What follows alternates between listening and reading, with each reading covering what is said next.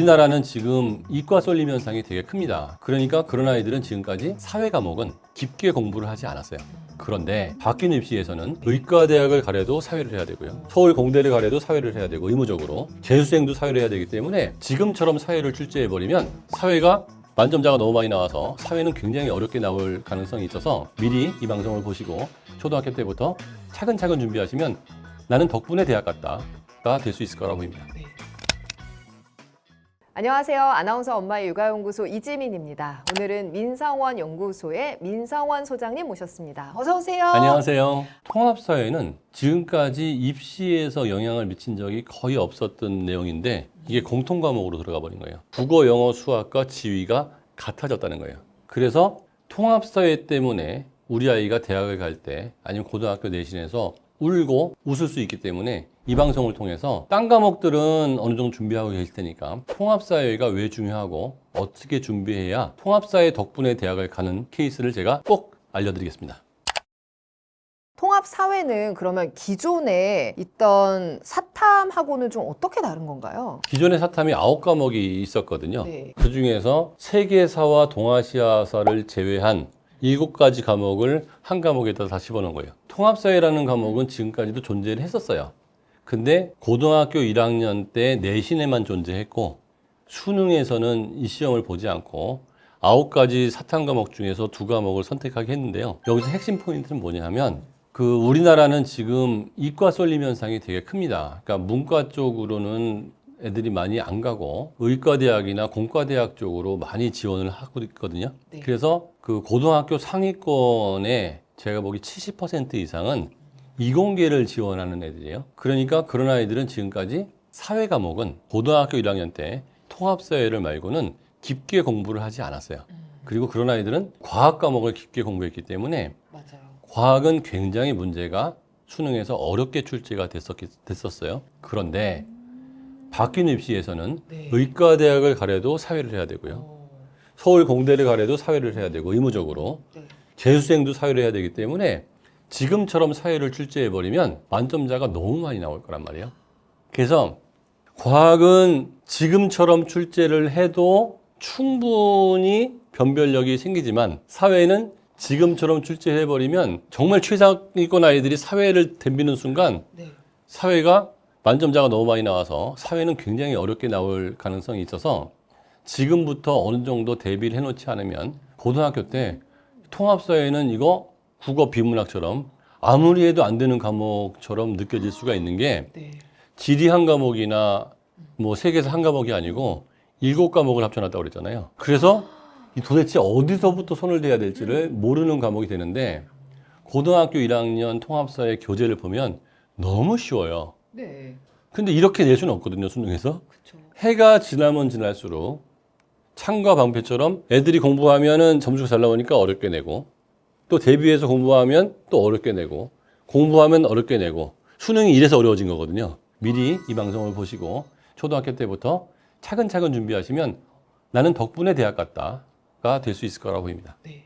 미래 댓글들을 좀 기대해 보면서 세세하게 좀 알려주세요. 네. 중학교 올라가는 시점에서는 조금 공부가 바뀌어야 하죠? 우리 머릿속에서 떠오르는 공부에 대한 기본 아이디어부터 바꿔주셔야 돼요. 사회는 암기 과목이고 국영수는 이해 과목이다라고 하는 것부터 바꿔주셔야 돼요. 사회는 철저한 이해 과목이에요. 아주 간단하게 말하면 눈에 띄는 거예요. 지리도 눈에 보이고 물가가 오르고 내리고도 눈에 보이고 금융상품도 눈에 보이고 사회에서 내가 체험을 할 수가 있는 것들이기 때문에 네. 이거를 외우려고 하면 정말 힘들어져요.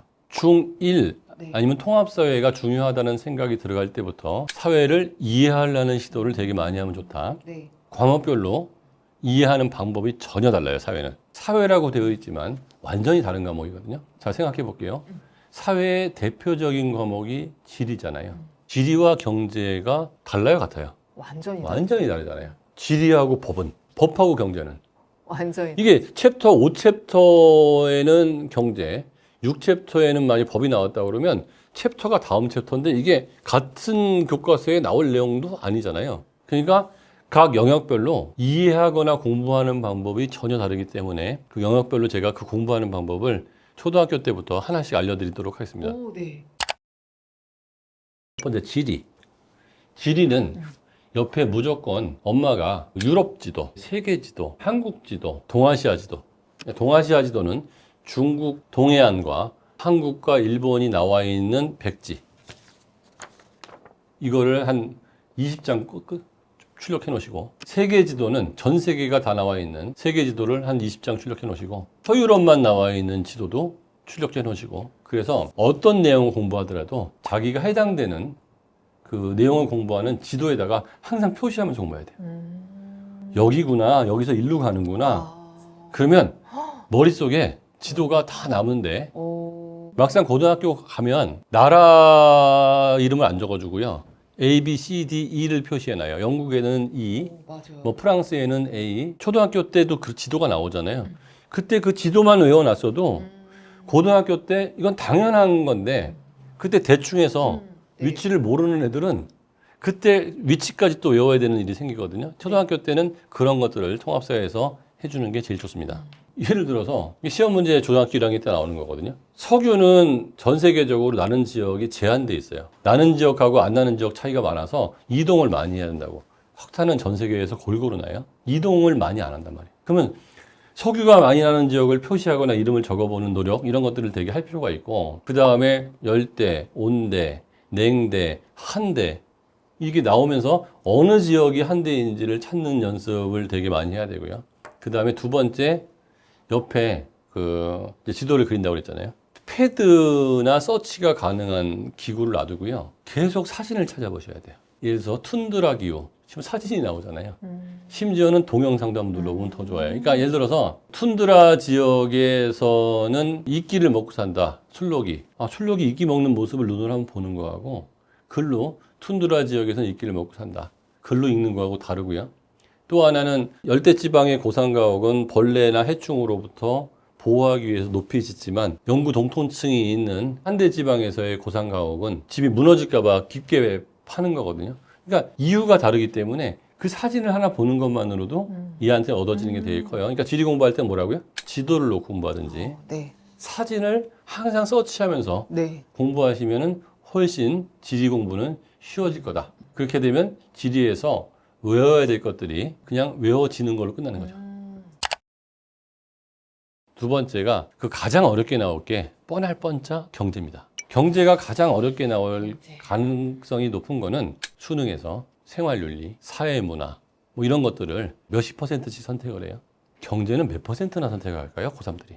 2%를 채 선택하지 않아요. 근데 재밌는 게 뭐냐면 보통 산탐을 선택하면 선택하는 아이들의 한 0.5%가 만점이 나와요. 많이 나오는 게 한 8% 이렇게 나오는데 경제는 2% 가까이가 만점이 나와요. 네네. 그렇다는 얘기는 경제는 겉보기에는 어렵지만 공부를 하기만 하면 만점이 나오는 게 딴 과목보다 서너 배가 더 쉬운 과목이라는 거예요. 경제를 극복하지 못하면 통합사회에서 가장 어려운 걸 극복 못하는 건데요. 경제는 그 엄마나 아이가 신경 쓰지 않으면 아무도 해주지 않는다는 거죠. 지리는 여기저기서 공부할 기회가 좀 많이 있는데요.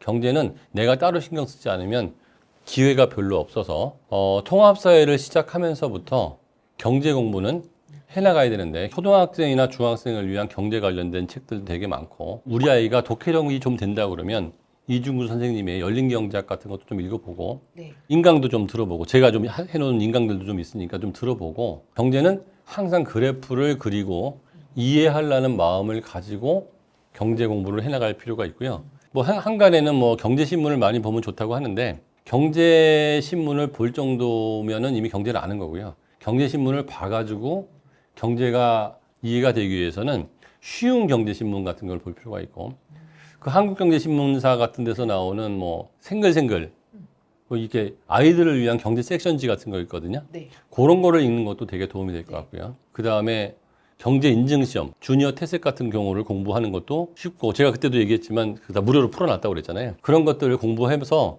꾸준히 경제를 초등학교 때부터 공부하는데, 경제를 처음 만나는 게 중학교 3학년이거든요. 일반적으로 사회 시간에. 그래서 어떤 내용이 있더라도 그래프를 그려가면서 공부를 하고, GPT 같은 거 활용해서 모르는 내용이 나오면 꼭 물어봐서, 책에는 2줄로 나와 있는 거를 서너 줄씩 아니면 한 페이지씩으로 깊게 공부하는 시간을 같이 가져가는 게 좋을 것 같아요. 경제는 따로 공부를 하셔야 됩니다. 이렇게. 기본적으로 통합사회를 알기 위해서는 철학에 대해서 유명한 사람들이 한 얘기는 어느 정도는 알고 있어야 되고요. 지리 파트에서도 그렇고 행복 파트에서도 그렇고 정의 파트, 윤리 파트에서도 그렇고 경제 파트에서도 그렇고 철학자들이 되게 많이 나와서 초등학교 고학년 때부터 철학 공부를 좀 꾸준히 해나가면 되게 좋을 것 같아요. 철학 공부를. 그 만화책도 좋고 철학에 관련된 책들도 좋으니까 그 우리 아이가 이왕에 책을 읽어야 된다면 철학책에 대해 철학책을 읽었으면 좋겠고 사실은 철학책을 읽지 않고 철학 유튜브만 봐도 괜찮아요. 그거를 꼭 글로 읽어야 된다는 것도 고정관념이거든요. 제가 요새 유튜브 새로 시작을 했는데 엄마하고 아이가 같이 보고 얘기하는 것만으로도 좋은 것 같아서 제가 통합사회에 나오는 철학자들만 매주 금요일 날 밤에 10시에 네. 좀 계속 그 1시간씩 얘기를 하고 있어요. 그러니까 와서 이것만 듣는 것만으로도 그냥 일반적인 철학책을 읽으면 통합사회를 잘 보는 목적을 가진 철학책이 아니잖아요. 네. 저는 100% 통합사회를 잘 보는데 도움이 되는 철학자들만 골라가지고 정리해서 얘기하기 때문에 철학자들에 대해서 꾸준히 공부하는 걸로 굉장히 큰 도움이 받을 수 있는 게 지리 파트 일부와 행복 파트, 그 다음에 아까 윤리 파트. 그건 철학에 대해서 공부하는 게 좋을 것 같아요. 인권 파트는 두 가지가 나와요. 하나는 자유권, 평등권, 그 다음에 청구권, 사회권, 뭐 이런 것들. 이런 것들은 프랑스 혁명서부터 시작해서 우리가 쟁취해 나간 거거든요. 그래서 프랑스 혁명 이후에 세계사를 제대로 공부해 볼 필요가 있어요. 세계사는 그 통합사회의 범위에 포함되지 않아요. 그런데 세계사적인 소양은 철학에도 도움이 되고요. 그렇죠. 경제에도 도움이 되고 인권에도 도움이 되기 때문에 최소한 고대 그리스사하고 그 철학에 도움이 되니까 근대사, 봉건 영주 시대부터 시작해서 산업혁명까지 공부를 네. 했으면 좋겠다는 생각이 들고요. 나폴레옹이 정권을 잡은 다음에 유럽을 다 제패를 하잖아요. 그리고 나서 프랑스 혁명에 만들어진 정신을 가지고 민법을 만들어요. 그게 프랑스 민법전인데 거기에 자유권이라는 게 명시가 되는 거거든요. 이 자유권 중에 제일 중요한 게 재산의 자유예요. 그러니까 세금 함부로 걷어가지 못한다는 거거든요. 요게 자본주의가 시작된 거예요. 요거를 알아야 법에서 나오는 인권 파트도 프랑스 혁명을 모르면 이해가 안 되고요. 그래서 거기서 맨날 나오는 게 프랑스 인권선언하고 미국 독립선언문이 항상 시험에 나오고 자유권, 평등권, 사회권 이런 얘기들이 이 내용을 모르면 이해가 잘 안 되고 이 내용을 알아야 경제사에서 산업혁명 이후에 아담 스미스가 이해돼요. 그래서 이 부분만큼은 반드시 공부해 놓자. 근데 그게 교과서가 아니면 유튜브나 미드도 괜찮다. 그 다음에 법 쪽에서는 사실 법이 되게 어려운데 네. 통합사회에서 나오는 법은 그렇게 어렵진 않아요. 그리고 사회문화 파트도 그렇게 어렵지는 않기 때문에 그렇게 미리 준비할 필요는 없어요. 통합사를 위해서 미리 따로 공부해야 되기 게 있다면 지리 공부할 때는 그림을 많이 그리고 사진을 보고 경제는 경제 관련된 책들을 많이 읽거나 좀 개념을 가져놓고 그래프를 좀 그려보고 그 다음에 세계사적인 부분 그 부분은 최소한 근대사 정도는 책으로 공부하든지 만화로 공부하든지 네.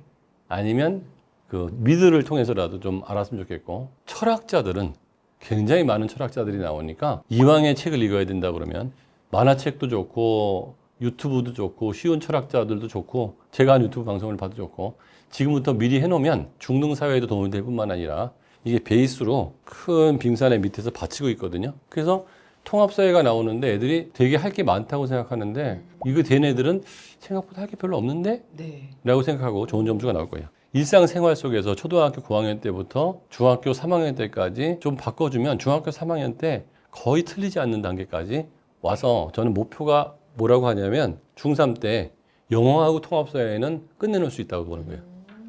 나머지 과목은 안 끝난다고 보거든요. 네. 두 과목만 끝나 있는 상태여도 중3 때 얘는 굉장히 수월하게 세 과목을 고등학교 때 끝내면 되기 때문에 덤비는데 엄마들이 영어는 많이 해서 끝낼 가능성이 높은데 끝나지 않는 수학을 끝내려고 하는 시도가 전반적으로 이 아이의 입시에서는 별로 안 좋은 결과가 나오지 않나 이렇게 생각합니다. 이 통합사회를 준비하는 과정 자체가 지난번 이야기하신 국어에서 비문학을 대비하는 데도 큰 도움이 되잖아요. 자, 국어에서 제일 어렵게 나오는 두 영역이 경제 영역하고 철학 영역이잖아요. 네. 이건 통합사회하고 완전히 친구인 게 네. 통합사회에 나온 주제를 다 열어보고요. 국어 비문학에 나오는 주제를 다 열어보면 70%가 겹쳐요. 그러면 국어 비문학을 공부하는 게 통합사회 공부하는 거고, 통합사회 공부하는 게 국어 비문학을 공부하게 되는 거고요. 철학도 통합사회에 나온 철학자들의 내용을 다 읽어보고 지금까지 출제되었던 국어 비문학의 철학자들 보면 50%가 겹쳐요. 절반이 겹치거든요. 포인트는 수능 국어 영역에서는 특정한 과목만 선택을 했을 때 유리한 과목 문제는 안 나오게 돼 있거든요. 통합사회하고 통합과학은 이제는 전 국민이 다 하는 과목이 됐잖아요. 여기서 국어 비문학 주제를 잡았을 때 생기는 문제점은 하나도 없기 때문에 통합사회 통합과학을 열심히 공부하는 게 국어 비문학의 배경지식을 공부하는 가장 빠른 길이라고 볼 수 있습니다. 네. 오늘 민성원 소장님 모시고 앞으로 크게 바뀔 입시 개편에 대해서 알아보면서 초등학교 때 어떤 식으로 대비해 보면 좋을지 살펴봤습니다. 오늘 이렇게 나와주셔서 감사드리고요. 여러분들 보시면서 좋았던 분들 구독과 좋아요 꼭 눌러주시고 어떤 부분이 특히나 좋았는지 또 궁금한 점들 있으시면 댓글로 많이 남겨주시면 좋겠습니다. 나와주셔서 고맙습니다. 네, 감사합니다. 감사합니다.